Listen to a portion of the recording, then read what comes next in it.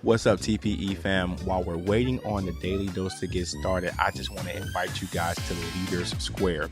Leaders Square is our development community where leaders are getting together, having conversations that are helping them pivot to their next. We also put out content from myself and any other coaches that are involved with TPE to help push thought, push the mindset, and just create better leadership overall. If you want to get connected with us, head over to tpenow.com. That's tpenow.com, and then hit the menu, hit groups, and press join. You have a 30-day free trial to be a part of this group, and after that it is a small monthly subscription fee, but get in there for 30 days free. tpenow.com, menu, groups, and I look forward to meeting you in Leaders Square. What's up, TPE family? It's time for us to get a little better with the Daily Dose of Leadership with Alex Seal. Let's go!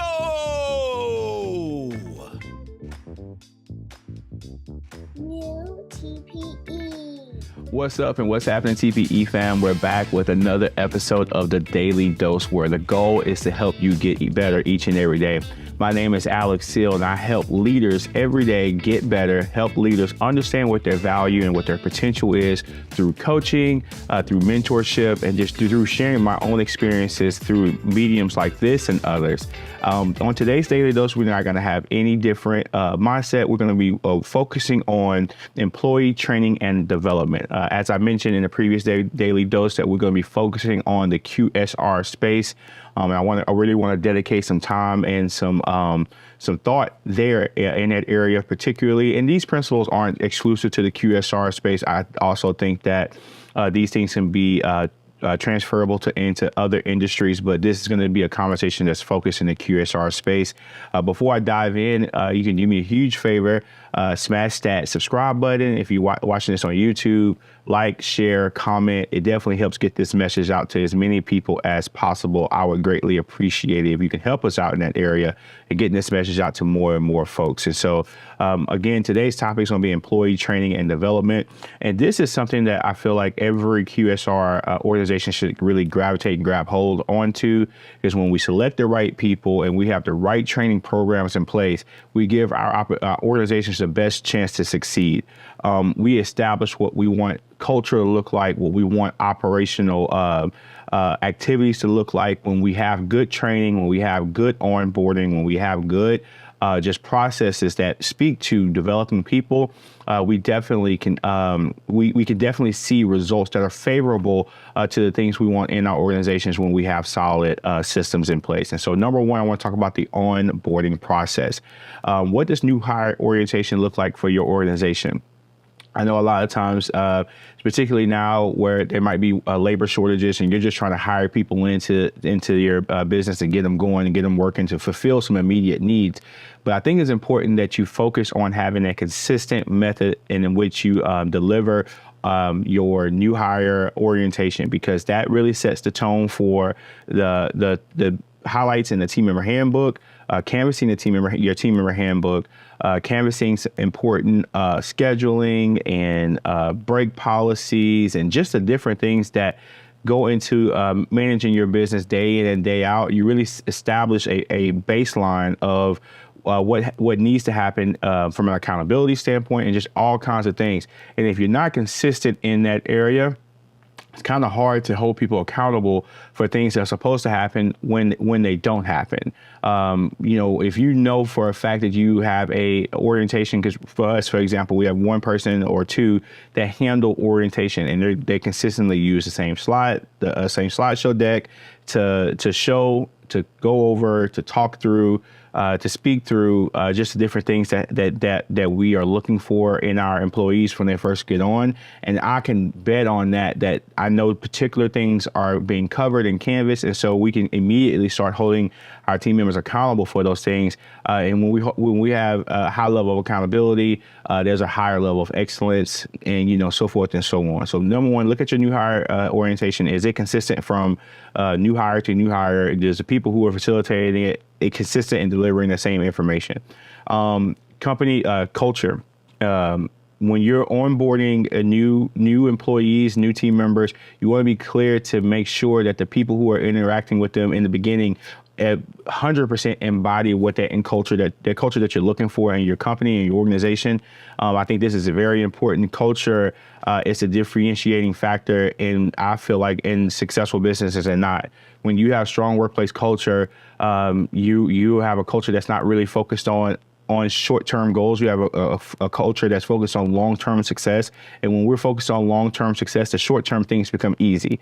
And so, yes, getting that workplace culture down, and then making sure you have a plan of action for job-specific training. For us, we do a 40-hour training, new hire training, where we canvass all the positions within 40 hours, and they get the opportunity to get trained in every single area. And so at least exposed to every area to where they're efficient enough to be on their own a bit.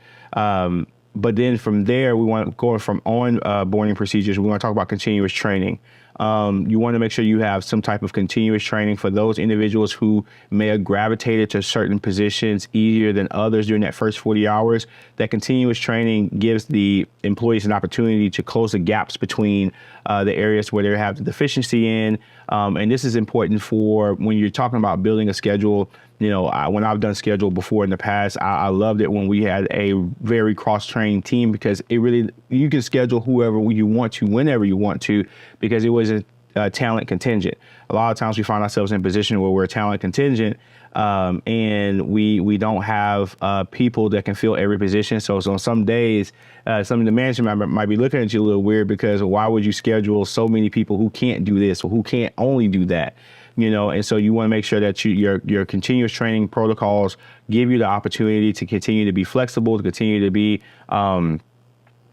open. So when you can do more things when you have people who know how to do more things, if that makes sense. And last but certainly not least, but leadership development for staff.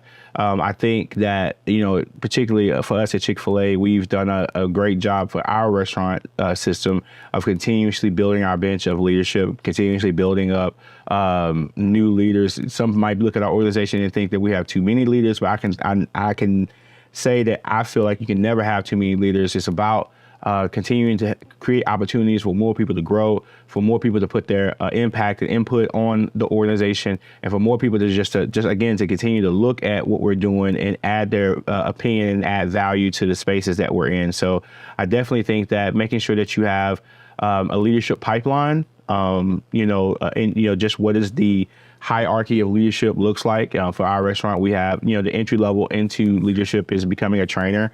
I believe that, we believe that if you can train team members adequately, that is a great start as a marker of you being, you doing well in leadership, because leadership is training. A lot of leadership is training, rather. And so identifying those pipelines to where people can enter the leadership development, and then continue to have different things in place, different protocols in place for them to continue to scale up and continue to move up in the organization. I think that's very important. Have opportunities for your leaders to participate in different workshops, seminars, just get additional exposure beyond the things that's happening within your organization. So I think these three things are important as it relates to employee training and development. So I'm gonna go over them really quickly again. One, where's your onboarding procedures? How do you bring people in? What is the training protocols in place for that? Number two, continuous training programs. How do you continuously develop your teams after they have been through the initial set of training? And then leadership development for staff. What does that additional leadership development pipeline look like? Well, how do you get into the leadership? Are we certain that we have clear measures to help people advance in our organization? So thank you guys for tuning in. I appreciate you guys tapping in with us every day for the Daily Dose. Until next time, TPE family, peace. If you want to expand your knowledge as a leader, go to tpenow.com and book a discovery call. Si quieres invertir en tu liderazgo y aprendizaje, ves a la página tpenow.com y ahí podrás un enlace para hacer una llamada de descubrimiento para realizar cuáles son tus metas y cómo podemos seguir